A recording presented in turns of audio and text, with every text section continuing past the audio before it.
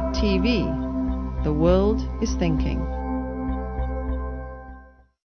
And our speaker is Mr. Forbes.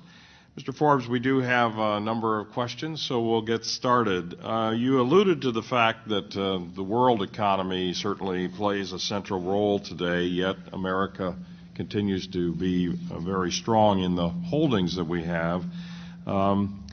What are the opportunities for the U.S. as the other countries around the world strengthen their economies, and what are the effects of a strengthening dollar for those of us who are here in the U.S., particularly the working class?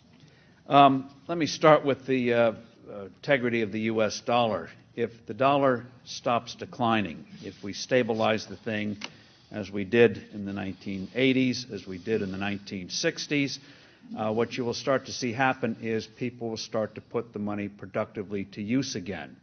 If the money's going to go down in value, people tend to hold it to see what is going to happen.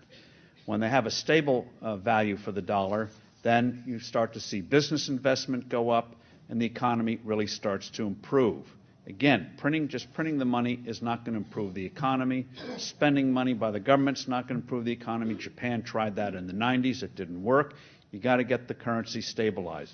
Economists and a lot of people disagree with this, but the dollar should be stable in value. There should be a stable measurement of value. For example, just let's be simple about it, Jeff. An hour has 60 minutes. Now imagine what would happen if you floated the clock. So an hour had 60 minutes one day, 70 the next, 40 the next, 80 the next. Why, you'd soon have to have derivatives and futures and hedges to figure out how many hours you're working each day. Or take a house. Let's say you floated the ruler. So you have 12 inches in a foot one day, 10 the next, 15 the next, 18 the next, 7 the next. It makes it very hard to build a house. The same thing is true of money. If it's going all over the place, you just have to hedge against that changing value, which means you can't focus on productive tasks at hand. And so it's highly, highly distortive. So strengthening the dollar works. It is much better for the economy. Then price signals mean something. We can then do something rational on the energy front and not have to worry, is this just a temporary bubble?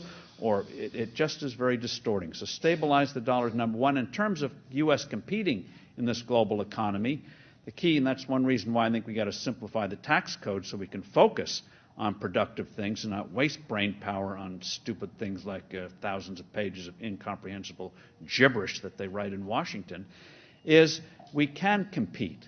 And we've always competed in the past on value added, not doing what everyone else does, but doing new things. A classic example is in the late 1980s. In those days, it looked like the chip industry in the U.S. was going down. Intel was in trouble, closing plants.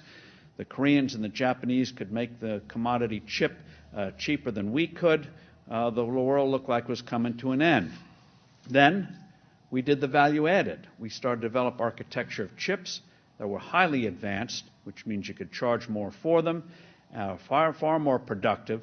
And so even if a Korean company like Samsung might make a chip cheaper, they couldn't make this high-value chip that Intel and others started to do. And as a result, we dominated the industry. And so that's what we have to do. Always stay ahead, value added. And also think of how you do small things in life. Classic case, we all know it. The company's in trouble right now, but it's had a good long run.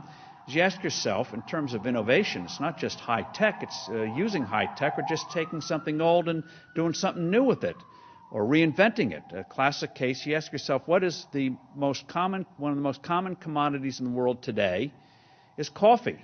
Anyone can make it. Everyone sells it. Even the airlines still serve a version of it for free. I don't know for how long, but still do. And yet what has been one of the most successful companies until recently was Starbucks.